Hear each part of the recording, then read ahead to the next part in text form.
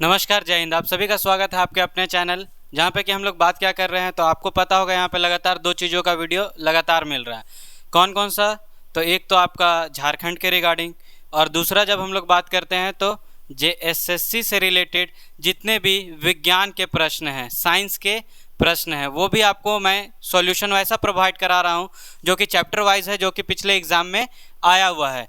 तो अभी हम लोग जो बढ़ने जा रहे हैं वो हमारा है रासायनिक तथा भौतिक परिवर्तन, जिसको कि हम लोग इंग्लिश में बोल सकते हैं physical and chemical change. Physical and chemical change. तो हम लोगों को उस चैप्टर से रिगार्डिंग, इस कॉन्सेप्ट से रिगार्डिंग जितने भी प्रश्न पिछले एग्जाम्स में आए हुए उस पर बात करना है। बिना समय गवाए हम लोग बढ़ते हैं आगे, जिसमें कि हम लोग बात कर रहे हैं पहले प्रश्न के ऊपर, और उसी से हम लोग कॉन्सेप्ट को भी तोड़ेंगे। पहला क्वेश्चन आपको दिख रहा है, जल का वाष्प में परिवर्तन कहलाता है। आप सभी को पता होगा जल मतलब हम लोग बोल सकते हैं वाटर, जो कि आपका लिक्विड फॉर्म में होता है, और वाष्प का मतलब हो गया वाटर वेपर। Water vapour. तो वाटर से अगर हम लोग वाटर वेपर में परिवर्तित हो जाते हैं तो हम लोगों को पता है कि फिर से हम लोग चाहें तो वाटर वेपर से वापस वाटर में आ सकते हैं। और जब हम लोग इंटर कन्वर्सन मतलब एक से दूसरे और फिर उस रूप से वापस पिछले वाले रूप में आते हैं, उस तरह के चेंज को हम लोग कहते हैं भौतिक चेंज, या फिर आप कह सकते हैं फिजिकल चेंज। तो इसका सही उत्तर जो है आपका हो जाएगा भौतिक। याद रखना है, प्राकृतिक का मतलब होता है नेचुरल, वैसा चेंज जो प्राकृतिक खुद ब खुद करे। जैसे आप लोगों को पता होगा तालाब में पानी, या फिर आप लोग देखे होंगे तालाब के अलावा अगर हम लोग जाते हैं कुआं में, तो कुआं हो गया, तालाब हो गया, झरना हो गया, ये सभी चीज़ों में पानी खुद ब खुद भाप बनकर ऊपर की ओर उड़ता है। और वो कैसे हुआ? तो वो सूर्य के गर्मी के कारण, जो कि नेचुरल हम लोग बोल सकते हैं। तो उस चीज़ को हम लोग इंग्लिश में बोलना चाहें बोलेंगे इवापोरेशन। और ये कैसा चेंज होगा? तो ये अगर आया तो हम लोग बोलेंगे प्राकृतिक चेंज। लेकिन हमारा इस प्रश्न के लिए जो सही उत्तर बनता है वो हो जाएगा आपका भौतिक चेंज, जिसको कि हम लोग इंग्लिश में बोलते हैं फिजिकल चेंज।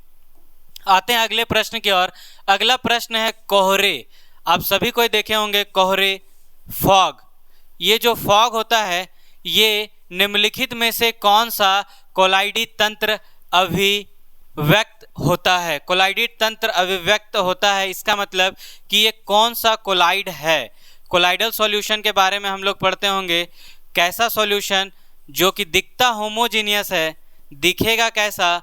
तो होमोजीनियस, बट ये एक्चुअली में होता कैसा है? तो ये होता है हेट्रोजीनस। हेट्रोजीनस उस तरह के हम लोग सॉल्यूशंस को बोलते हैं कोलाइडल सॉल्यूशंस। और उसमें एक उदाहरण हमारा है कोहरा, जिसको हम लोग बोलते हैं फॉग। तो पूछा जा रहा है कि ये जो है किस तरह का कोलाइडी है? तो ये आपको याद रखना है गैस में द्रव्य, क्योंकि जो हम लोग कोहरा देखते हैं वो गैस के रूप में है और उसके अंदर छोटे छोटे पार्टिकल्स मिले रहते हैं, पार्टिकल्स जो है प्रेजेंट होते हैं। तो ये आपका हो गया गैस इन लिक्विड। तो ये आपका हो गया गैसों में द्रव्य वाला सही उत्तर। उसके बाद आते हैं अगले प्रश्न की ओर। प्रश्न संख्या हमारा तीसरा, जो कि कह रहा है संक्षारण के उदाहरण हैं। यहाँ पे कुछ उदाहरण दिए गए हैं और आप लोगों से पूछा जा रहा है कि ये उदाहरण में से कौन सा उदाहरण संक्षारण का है। तो सबसे पहला उदाहरण दिया है सिल्वर में काले रंग की परत बनना, तांबे पर हरे रंग की परत बनना, लोहे पर भूरे रंग की परत बनना, उपयुक्त तीनों या फिर इनमें से कोई नहीं। तो इसका सही उत्तर जो है वो हो जाएगा उपयुक्त तीनों। ऊपर में जितने भी ये ABC दिए हुए हैं सारे के सारे एक तरह का संक्षरण का उदाहरण है।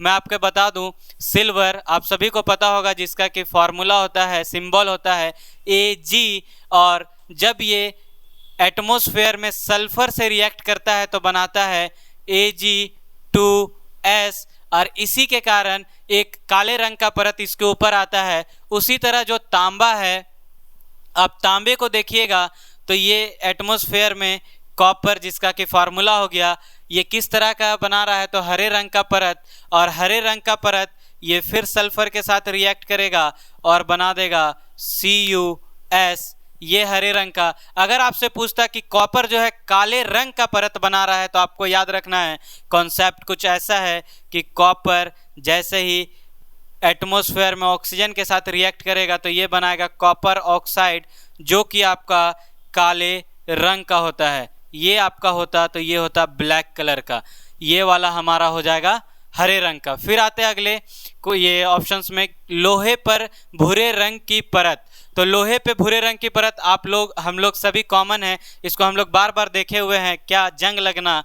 तो आयरन, और आयरन जैसे ही रिएक्ट करता है आपका वाटर के साथ, एटमॉस्फेयर का वाटर ऑक्सीजन आप जो भी लिख दीजिए, तो बन जाता है Fe2O3, यही आपका होता है भूरे रंग का। तो इन तीनों को ही हम लोग कह रहे हैं संचरण, और इसलिए इसका सही उत्तर जो बनता है उपयुक्त तीनों। अगर आपको ये कॉन्सेप्ट सही लगा हो तो जरूर लाइक एंड सब्सक्राइब करें। आगे बढ़ते हैं अगले प्रश्न की ओर। उससे पहले थोड़ा सा यहाँ पे संचरण के बारे में कुछ लिखा है, उनको जानते चलते हैं। वायु अथवा रासायनिक पदार्थों द्वारा धातुओं का क्षय, डिस्ट्रक्शन, क्षय का मतलब डिस्ट्रक्शन होना संचरण कहलाता है।